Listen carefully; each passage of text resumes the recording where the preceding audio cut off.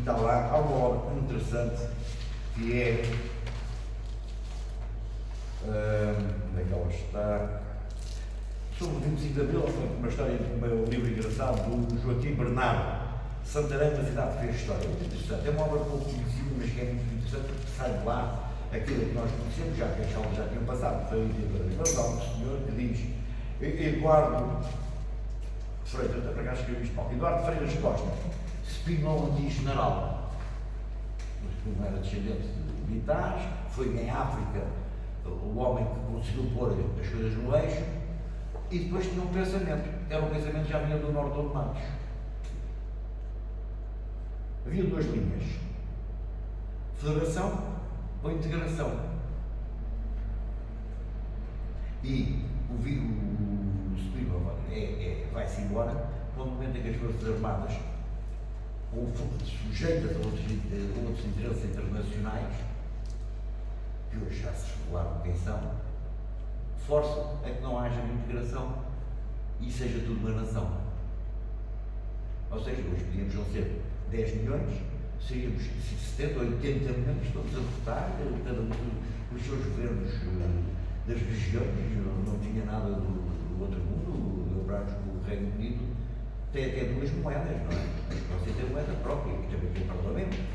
Por isso, nada nos podia invalidar que este modelo se aceitasse, não é? Mas forças internacionais de outros interesses, cá foi revelado que era alguém que queria comprar Portugal e que agora está preso ou está para ser preso, que foi para aí com os milhões, nada, mas isso representava forças, e é preciso dizer quem é que essa senhora que há pouco foi focada, quem era dela e onde é que o pai viveu. Que valores é que estavam presentes? É preciso, nós temos que olhar sempre para as peças, está sempre com desconfiança. Temos que olhar sempre, mas porque é que isto é assim, porque é que é assim, porque é que se passou aqui, porque é que se passou. Mas este é engraçado, este livro deste Alberto Eduardo Freitas da Costa, repetindo Costa aqui, o Spinola General, isto é de 79. Depois pode ser facultado para a gente, há aí uma biografias. Mais importante é saber quais são as forças que estão por detrás desses movimentos, não é? Desses movimentos militares e outros. As forças reais que estão por trás, não é? Isso é que é o mais importante. Nomeadamente a CIA e os grandes banqueiros internacionais. Eu não iria para essa. Isso é a história. Eu não iria para Eu já essa. agora gostava de fazer aqui uma pequena intervenção, se fosse possível. Porque eu ouço falar sempre no 25 de Abril, como aquela revolução, que trouxe a liberdade de expressão para a esquerda e para a direita. E depois eu começo. Há um ditado muito interessante que diz o seguinte: pelos frutos se vê a árvore. Então o que é que eu constato? O que é que aconteceu em Portugal ao longo destes 50 anos? A siderurgia nacional acabou. Os estaleiros da Lisnave, que entretanto tinham a maior doca seca preparada para construir navios de 1 milhão de toneladas, o qual nenhum até então à época tinha sido construído, o maior era um cargueiro chinês que tinha 600 mil toneladas, os estaleiros da Lisnave pura e simplesmente são extintos. O mesmo acontece com os da Sete Nave e várias indústrias que existiam em Portugal, estavam a lembrar também da desativação da central de Sines e de Pego, dos estaleiros de Viana e de Castelo. Deu-se dinheiro aos agricultores para arrancarem árvores e aos pescadores para destruírem as suas embarcações de pesca, e nós hoje temos um país que está a mando de interesses de facto internacionais, sem independência económica, e eu pessoalmente não sinto que tenha mais liberdade do que antes do 25 de Abril. Eu hoje em dia, se quiser fazer um grelhado na varanda do meu quintal, se houver um vizinho, telefone para a polícia, não posso fazer isso. Aquilo que se passa é que nós sistematicamente não somos donos sequer daquilo que temos, nós temos que pagar um imposto pela casa onde vivemos.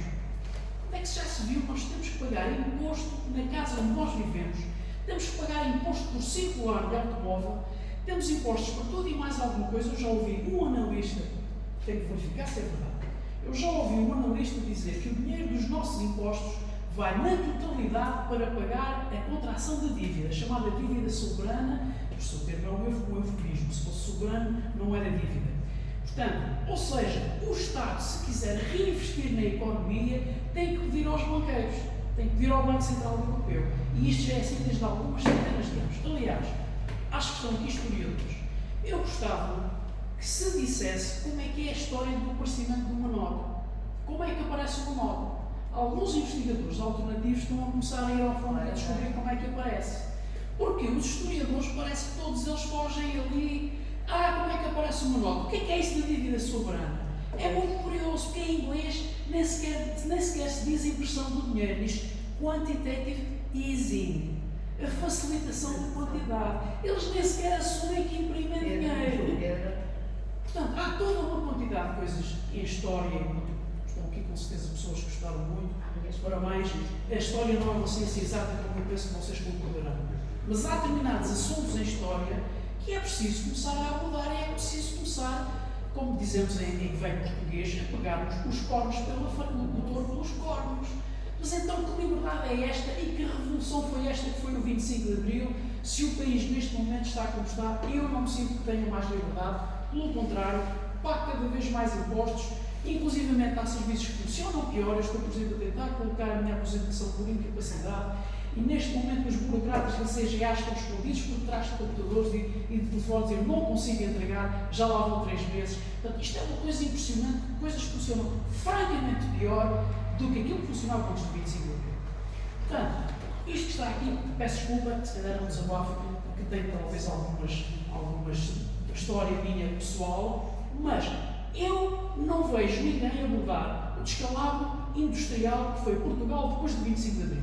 Não ouço ninguém falar disso. Toda a gente fala nas liberdades, eu não vejo mais liberdades.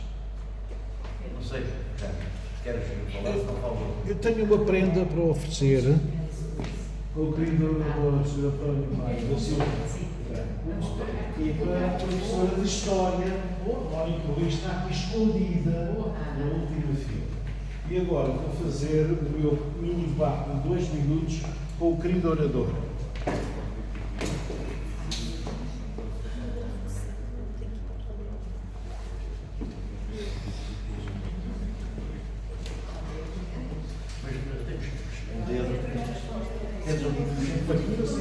Não temos que comentar, temos que conversarmos sobre o objetivo da minha intervenção.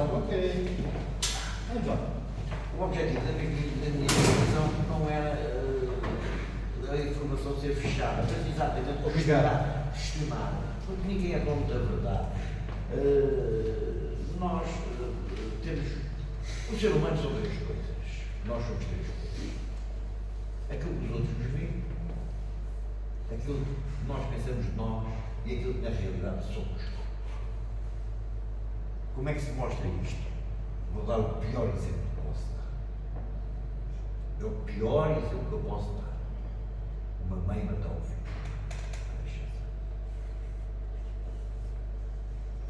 São 3 coisas, não é? Assim como o tempo. O passado, o presente e o futuro, nós vivemos separados. Já não. Já tem o passado. Já está presente. E o futuro já passou. O passado é futuro. Temos essa situação. O que ocorreu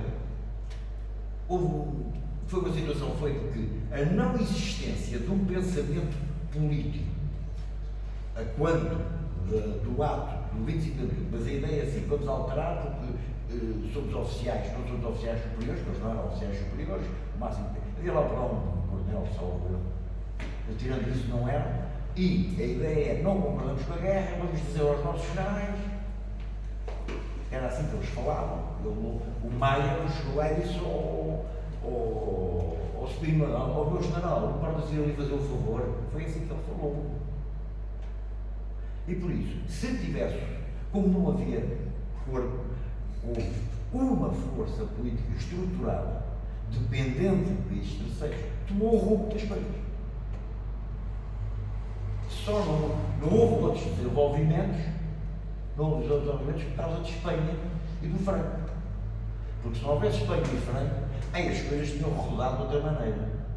Vocês nunca se esqueçam, já ouviram falar, que de um sítio a Lisboa é muito rápido. Vocês vejam o ponto estratégico. onde nós estamos e onde está o sítio. E num instantinho, a história da humanidade na Europa podia-se mudar toda. Isto podia ter um só que estava o frango.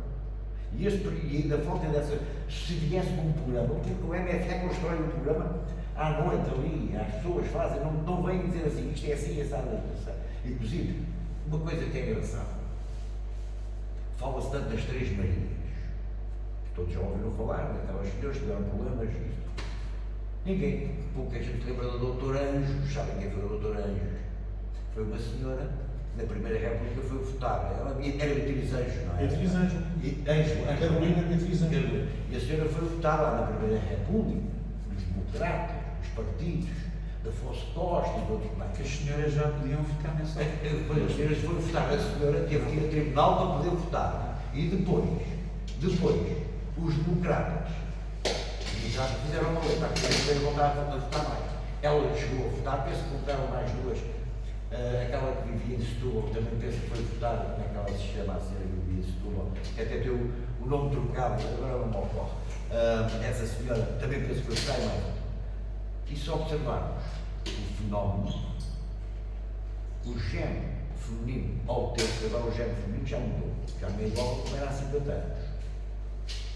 Ao tempo não fazia porque não fez participação no movimento. O 25 de Abril sobrevive e tem um grande efeito como o 1º de Maio foi a seguir.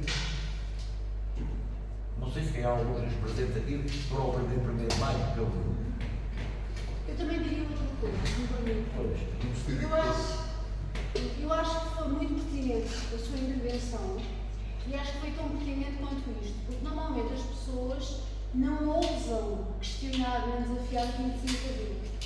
O 25 de Abril é uma blasfémia se alguém diz algo contra o 25 de Abril, porque o 25 de Abril representa a liberdade e há todo o idealismo ligado a isso. Por isso foi muito importante o que falou, porque é verdade. As coisas são feitas por humanos e os seres humanos não são perfeitos. Logo, desde revoluções a tudo o resto, não é perfeito. Além disso, e como sabemos na história, as coisas são cíclicas. Portanto, passados 50 anos, estamos a chegar a uma altura em que ou as pessoas têm consciência, ganham consciência e atuam em relação a isso, ou estamos a voltar outra vez ao mesmo.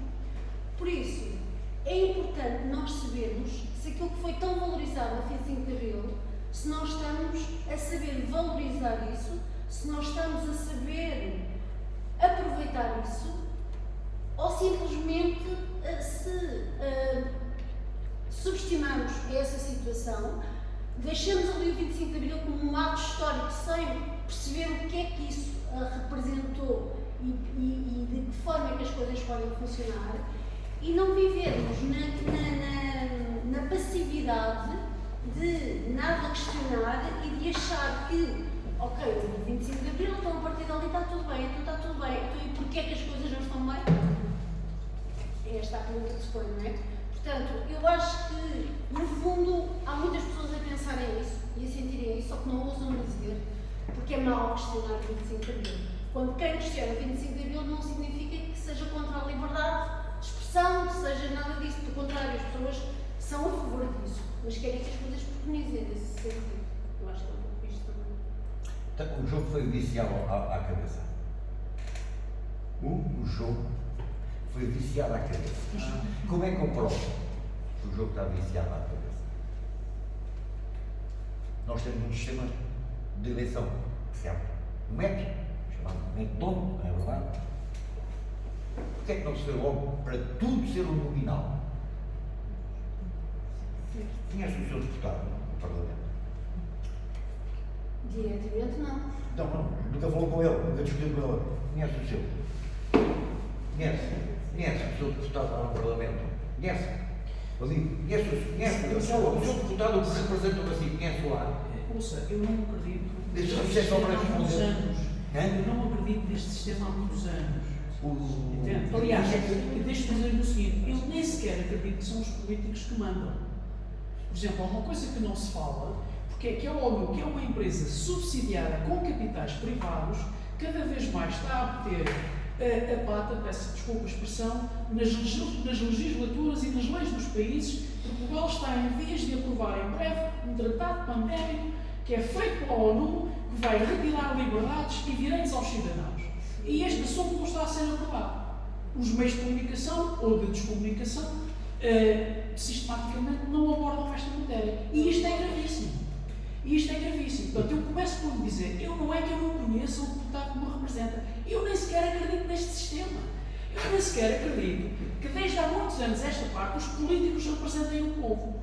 Porque quem gera o poder, que não são pessoas conhecidas, eles até nos dizem a verdade. Eles deram um termo muito jocoso, é revolução. O que é uma revolução? É um sólido geométrico fazer uma volta de 360 graus. Ou seja, dá a volta e fica tudo na mesma. Todas as revoluções que aconteceram no planeta ficam tudo na mesma. Aliás, só para não lembrar a Revolução Francesa, que foi uma mortandade, que foi uma coisa impressionante. Todas elas tiveram mortandade. As revoluções todas tiveram mortandade. Sim, mas ficou tudo na mesma. A verdade é que o ser humano não vive livre. O ser humano não vive livre. E neste momento, aquela senhora, peço desculpa, não sei o nome, disse uma coisa muito interessante em relação à liberdade de expressão.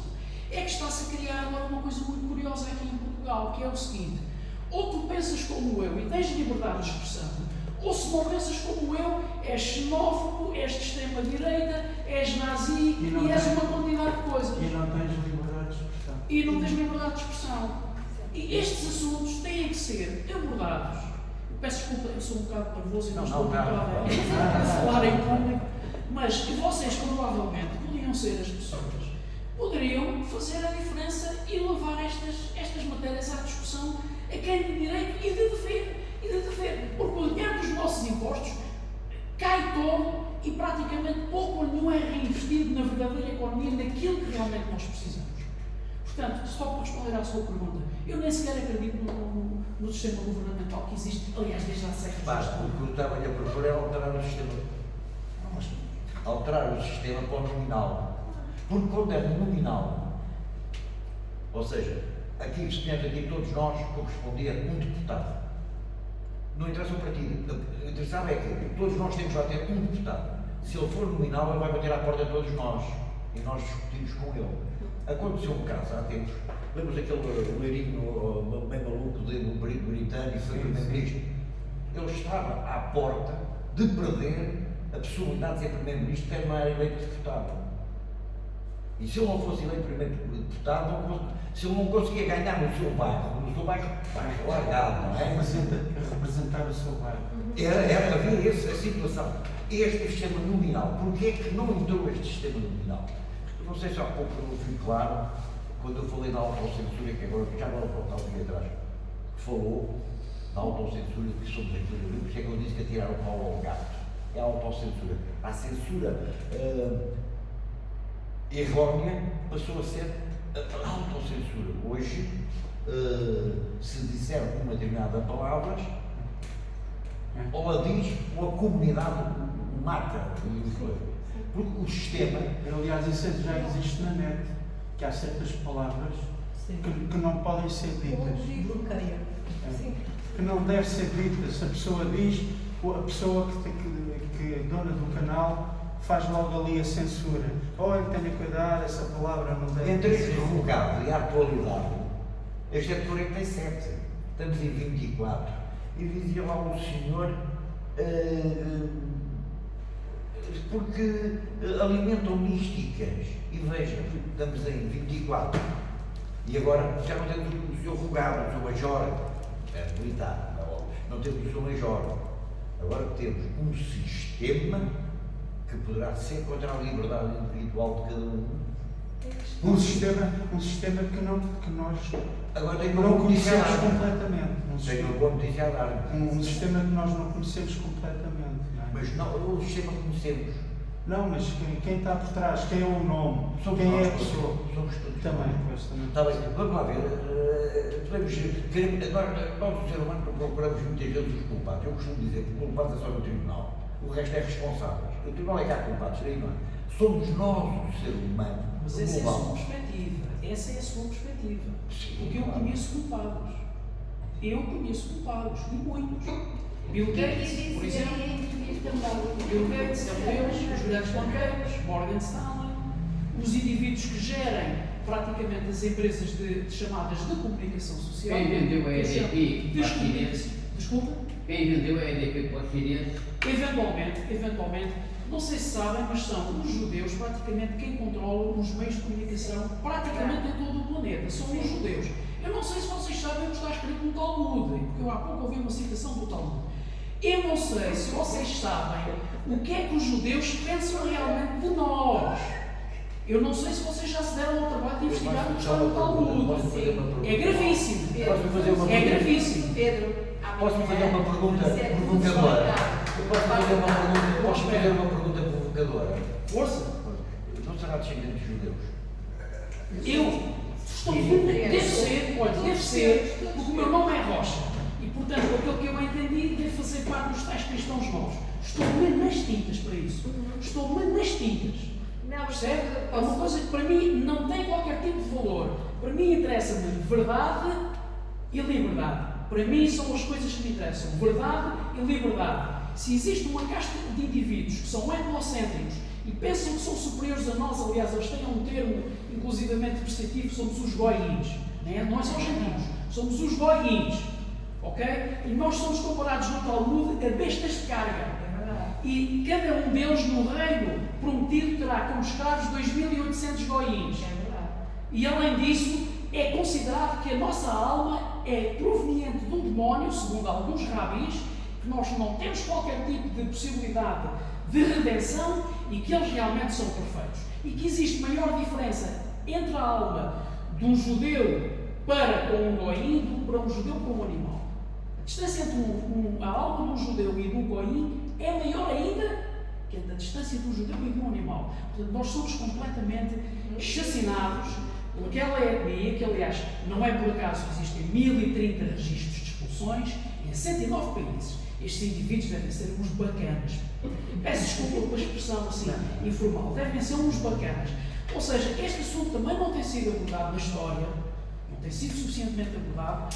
Eu peço desculpa, perdi-me um bocado. Não fez muito bem. Essa questão que levantou, levanta uma questão. É que não é deles. Não percebi. A questão não é deles. É anterior a eles. Continuo sem perceber. É fácil.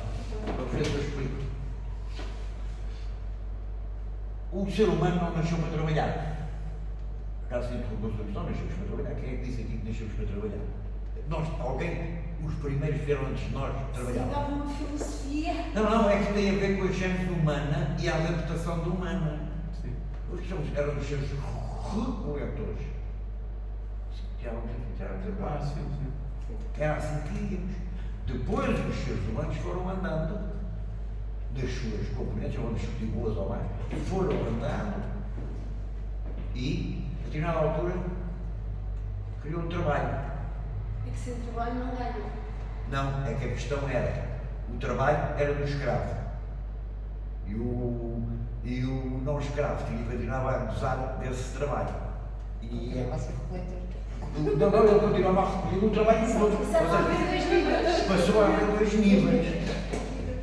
dois níveis. Se for ver Herodes, falo, quando é que há bocadinho eu falei da democracia da origem, por isso é que eu falo que é antes do judaísmo, porque é uma questão histórica, porque o judaísmo só nasce, é a primeira religião do mundo ocidental. Nós temos uma no mundo ocidental, no mundo oriental são 4. Nós só temos uma. Monoteísta. Eles fazem, porque antes disso era politeísta. Havia deles para tudo e para mais alguma coisa. E eles organizam e dão um sentido aos deuses todos e fazem uma estrutura e por isso depois a outra surge a cristã, feita por um judeu, Cristo era judeu, feita por um judeu, sai, o que é o cristianismo? Os judeus têm à espera do Messias. Cristo apareceu, algumas pessoas disseram para existir, este é que é o tal Messias que nós estamos a fazermos ali. Depois, mais tarde, houve um senhor durante a noite e disse: não, eu vou fazer o islamismo. E o islamismo era só para darmos. Por isso, a questão está na nossa natureza humana. Quando eu ouço falar de colonização, o que é a história da humanidade? Ou pensam que o Afonso Henriques chegou aqui a Portugal e fundou Portugal em 2 anos? Já alguém pensou que o Afonso Henriques foi a passar espadas nas crianças em casa que fez Portugal? É o único país que eu conheço no mundo que o filho bateu no meio. Para dar origem ao país. E essa é alguma coisa. É esta que é a natureza humana é que dá estas situações que hoje vivemos. E é natural. Há aqui pagamos os impostos. Foi o que disse, e muito bem, que eu comprei a casa, paguei no meu bolso e ainda vou pagar para ter direito a ter lá a casa.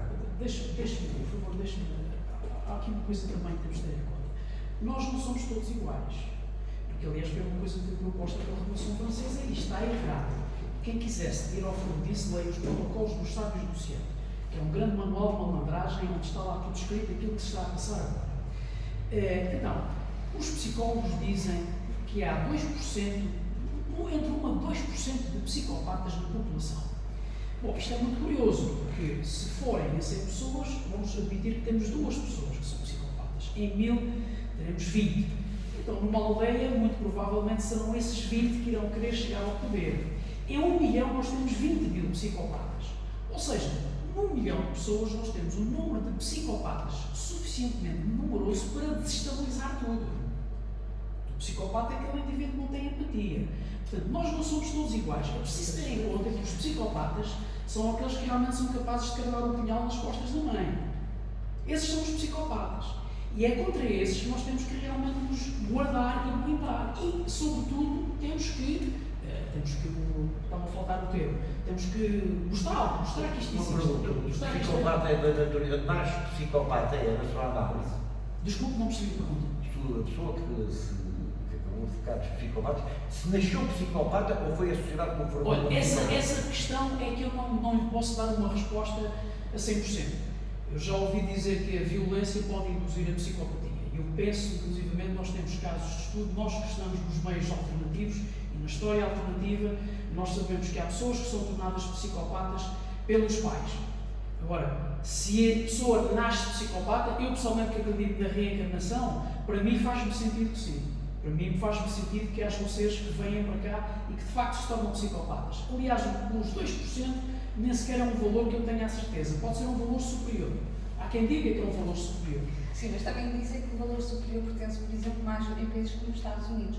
A percentagem de psicopatia em Portugal é menor.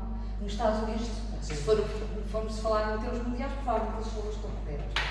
Mas, por exemplo, nos Estados Unidos temos um elevado número de psicopatas avaliados.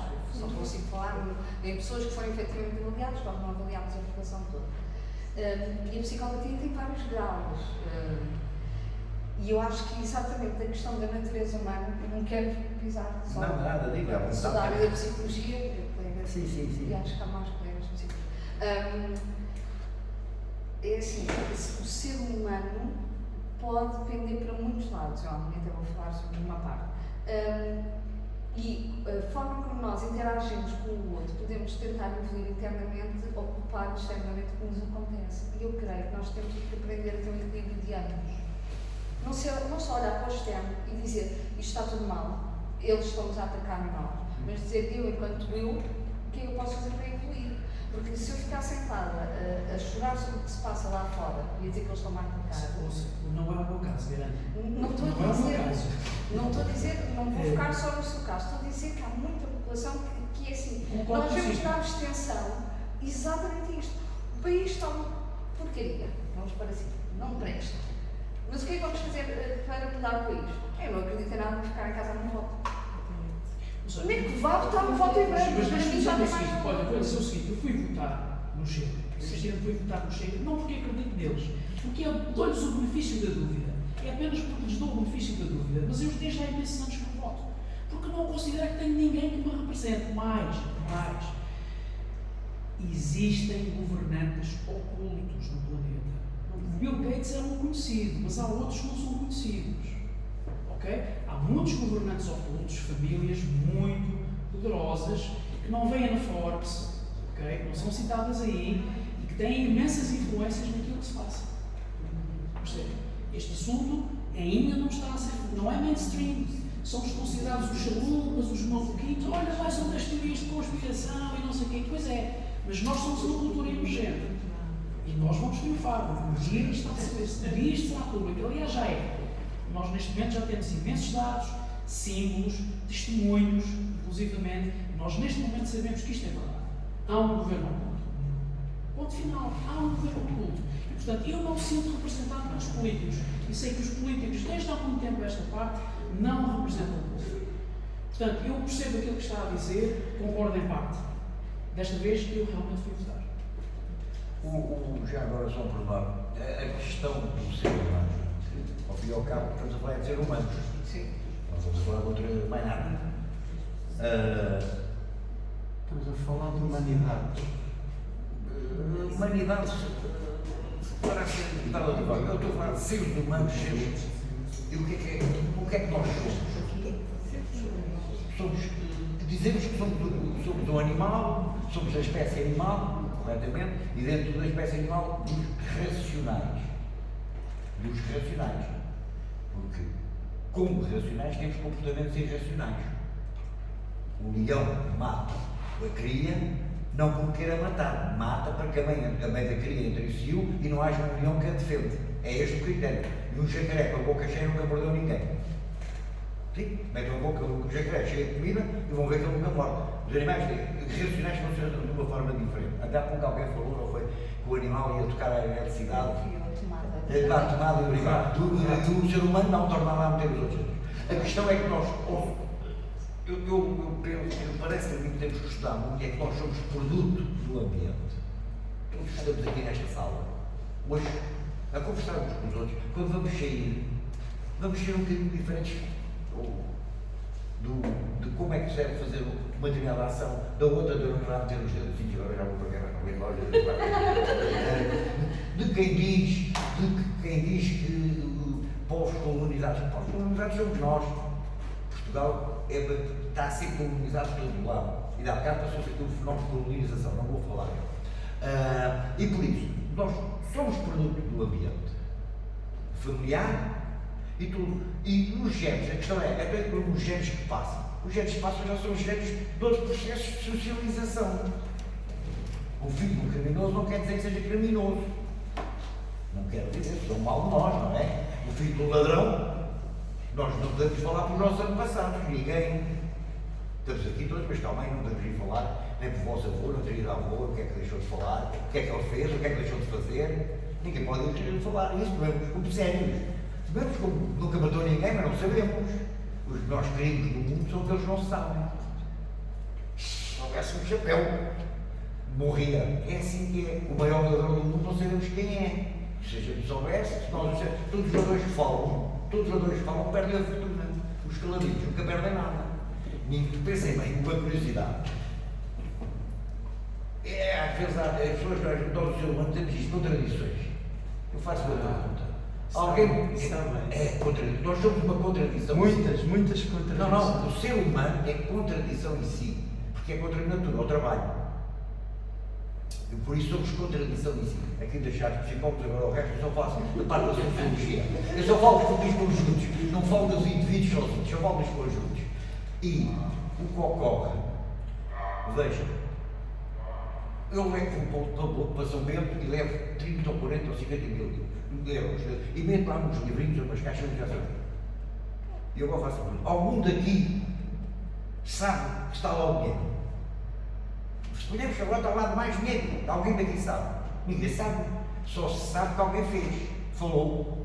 O homem que tinha lá o dinheiro. Não interessa se é bom ou se é mau. Então discute. Teve de dizer a alguém que estava lá o dinheiro. Sabe quanto é que eu tenho aqui de dinheiro dentro do meu bolso? Não sabe, pois não. Mas se eu disser que não tenho nada, já fica a saber que eu não tenho nada. Não me vai assaltar. Mas por acaso posso tentar dizer a verdade. Por isso, nós, o ser humano, o processo de socialização é o que nos conduziu até hoje. Eu, por exemplo, este ano foi o meu professor, eu sou fruto lá das ideias dele. Consciente ou inconsciente. Consciente ou inconsciente. Em determinada altura falou daquilo, que eu fui estudar aquilo, apareceu que sim, que agarrei no outro, e outro disse o contrário. E eu, por sua vez, somos todos, nós todos somos. Agora temos um problema neste momento da humanidade. Todos aqui os que estamos cá porque quisermos estar. Ouvimos e intervimos, todos, cada um com a sua situação, que não há melhores nem melhores, são todos iguais. E valem o que valem. Mas todos os que agarraram no telemóvel quando saírem daqui estão sujeitos a não saberem que estão a ser alterados o seu pensamento. A nossa tecnologia, as pessoas tomaram os computadores. Eu estou ligado à informática já há muitos anos. Em que aspecto, peço desculpa, em que aspecto é que acha isso? É muito simples. Eu não vou entrar aqui no âmbito da psicologia, mas vou dizer o seguinte. Nós somos aqui, estamos aqui os três, os quatro, somos todas pessoas do bem, não é? Mas somos resultado disto, certo? Se eu vou interagir com outra informação, se ponho aqui agora, abre o seu telemóvel, tem lá uma informação, esse ponto está ao seu lado direito, é uma onda. Esta noite, quando sou deitado, eu serei uma onda ou não serei? Não, mas é que a questão está aí, é que nós somos políticos. E outra coisa, é a comida à informação. Eu pergunto às pessoas, hoje de manhã, às 8 da noite, qual foi a primeira notícia que no telemóvel? Ninguém sabe. Mas se perguntarem aos velhinhos que estão no lar, quando as pessoas morreram, dizem que morreram 200, só morreu uma. Mas a questão que continua que está em causa, e voltando aqui ao tema, ou seja, o lado digital, é nós quando, e as pessoas que têm por hábito ler, portanto, vamos sair agora daqui um bocadinho do ano em que estamos, as pessoas que gostam de ler têm o poder crítico, não é? Porque nós gostamos de ler, mas não é de forma empírica de que, pronto, é isto, depois estamos a ler outro, mas diz o contrário. Não, cada um de nós deve ter o poder de decisão, de pensar, etc. Quando surge o online, a questão aqui está a forma como nós sabemos conduzir o que temos ao nosso alcance.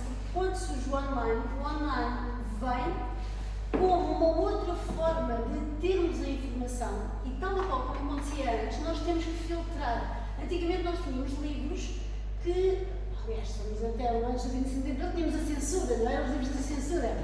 Mas não indo para aí. Há livros, e ainda hoje, nós hoje em dia, há livros que gostamos de comprar e outros livros que não gostamos de comprar, porque não nos identificamos com aqueles autores.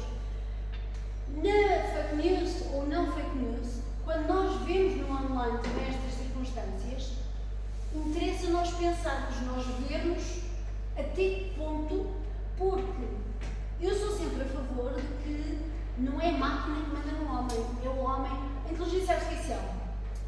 Não há como não lidar com ela, porque ela é uma realidade. Agora, o que deve acontecer sempre, em tudo, e nós na agência de comunicação trabalhamos muito nesse sentido, é apanhar a mais-valia daí e a partir daí complementar com o nosso trabalho.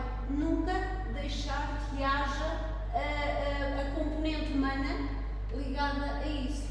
E relativamente, daí eu estava a fazer uma pergunta desafiadora, porque relativamente ao que estava a referir, é certo que nós de manhã vamos ao Google e vemos N informações, mas nós devemos também, e nós que estamos ligados à universidade, nós que somos seres pensantes, nós que, eu peço desculpa, mas já estou atrasada aqui a coisas, então, e então é isto que eu acho que nós nos devemos desafiar todos os dias. O fenómeno que ocorre neste momento é que uma pessoa arranjou um carro para se deslocar. E hoje, a pessoa o computador faz parte da pessoa. Não sei se já reparou, o telemóvel é um computador, não trago. Por acaso nem sei onde é que ele vai. Eu vinha para aqui, não vinha para falar comigo ao telefone, para que é que eu trago o objeto? Eu vou contar um caso engraçado. Ocorria já há muitos anos, no tempo da informática, eu sou no tempo da informática de Batinhas. Havia uns senhores super inteligentes, Batinhas. E havia umas pessoas chamadas, eu não era inglês, se falava, era francês, mecanografia. Eram pessoas que batiam no computador, saíam os cartõezinhos e tinha-se da massa. E eu ainda sou no tempo em que ia lá com os botões, cavilhas, enfiar cavilhas, então isto não funciona. Ocorre que, por um negócio que eu trabalhava, nós tínhamos 20 senhoras a gravar data. Cada uma passou a ter o seu terminalzinho.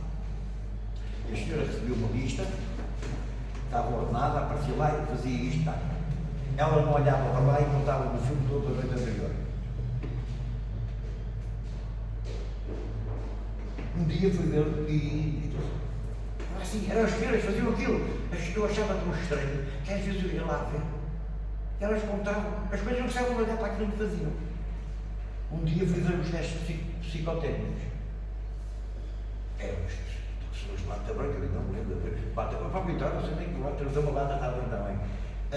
E era assim, as coisas, aquele que fazia o programa, coitados, todos trabalhavam comigo, já não esse tempo do programa, já faleceram, faziam as coisas assim. E eu fui ver os testes e depois fui falar com uma pessoa e disse assim, então mas vocês, qual foi o critério de seleção?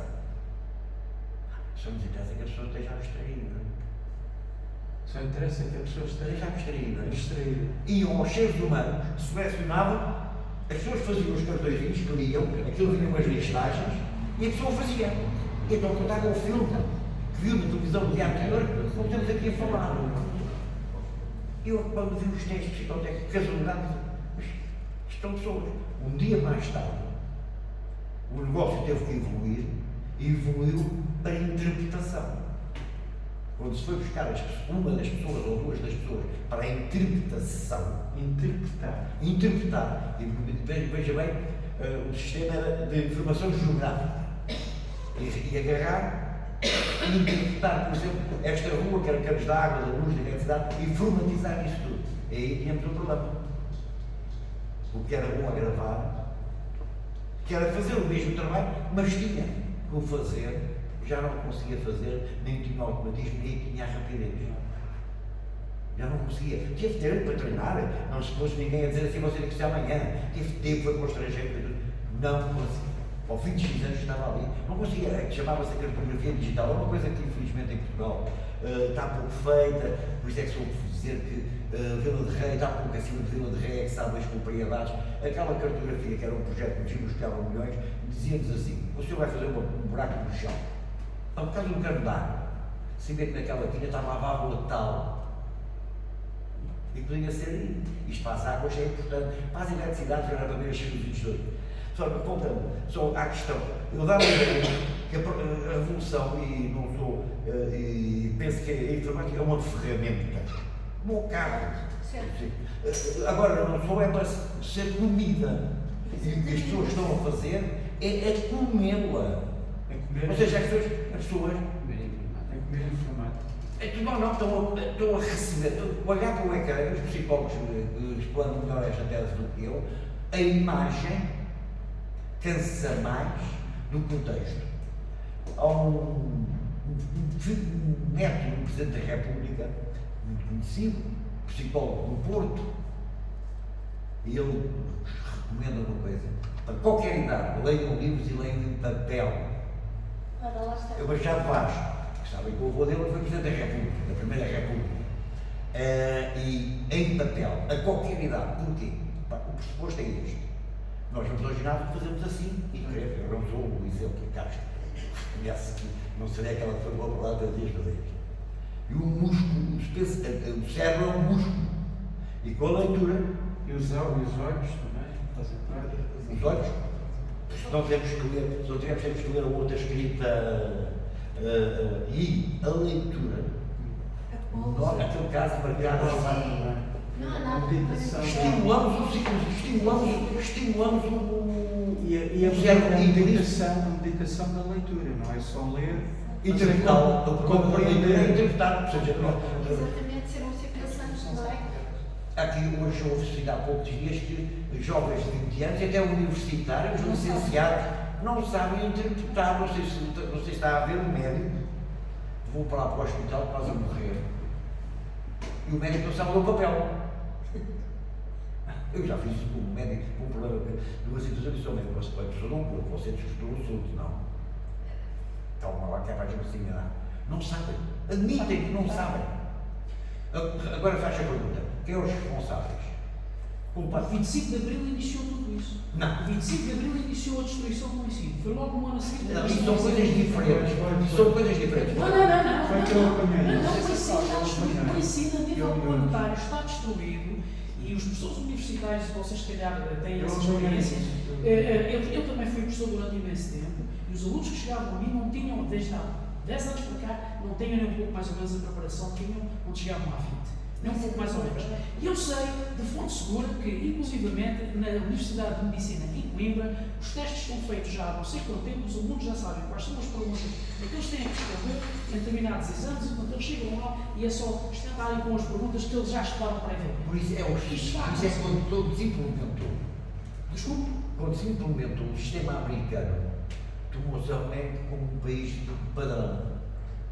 Os Estados Unidos, em termos culturais, não são país de padrão nenhum. Nenhum. Quem lá viveu? Eu estive lá, trabalhei em empresas americanas lá, não são padrão. Não tem nível. Esta discussão lá que estamos aqui a ter, para você arranjar em Nova Iorque o conjunto para estar aqui, mesmo catedráticos lá, vai ter muita dificuldade. Não pensam. Não pensam.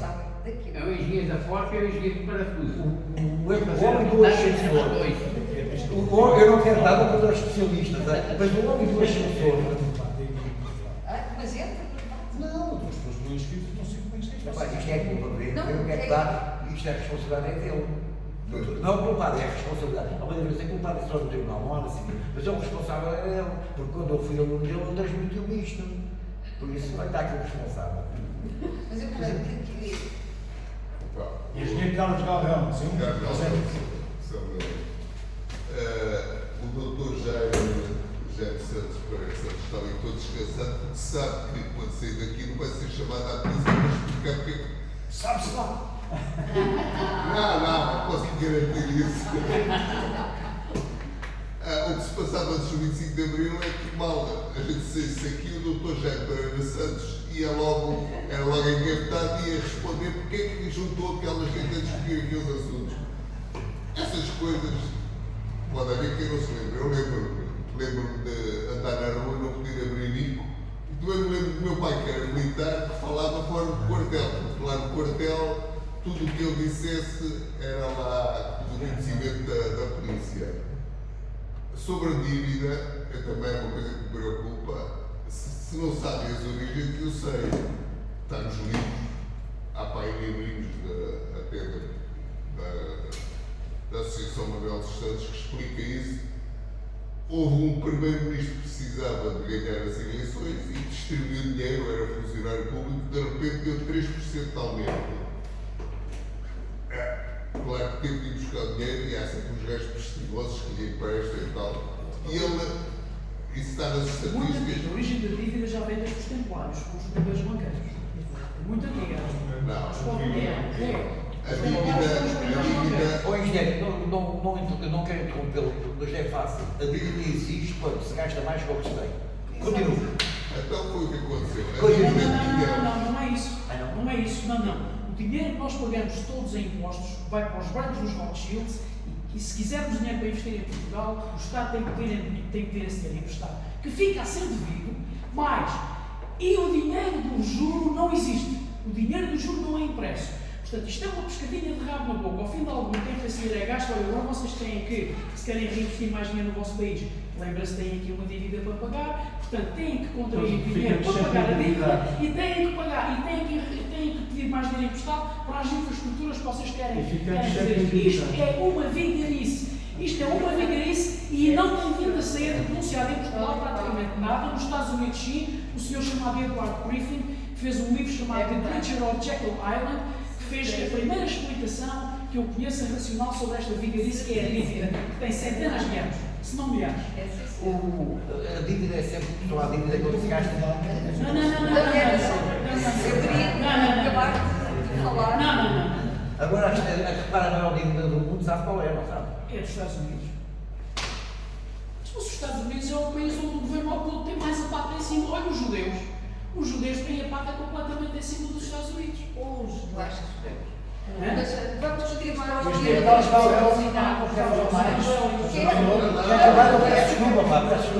Não só, há mais.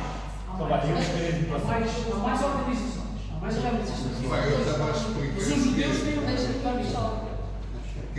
o 25 de Abril é que nós falamos e dizemos o que nos apetece sem ninguém nos chatear. Mesmo quando a polícia vai dizer que você viu lá um buraco no jardim, a vizinha, quando a vizinha diz isso, a vizinha vai telefonar para a polícia, que de certo modo é uma polícia que está sujeita a critérios, a investigação, e até à liberdade de imprensa. Digo uma coisa, eu neste momento sinto Pronto, menos vou ter que livros no meu sair. país. E amanhã Eu neste momento se sinto menos livros pessoais das minhas ideias no meu país do que nessa altura. E deixe-me dizer outra coisa, a história, só a história está mal calculada. A história do fascismo, essa história toda mal calculada. O comunismo, não estou de acordo, o comunismo é realmente a democracia, aquilo que eles querem implementar e já implementaram. Nós vivemos em comunismo, nós vivemos em comunismo, ok?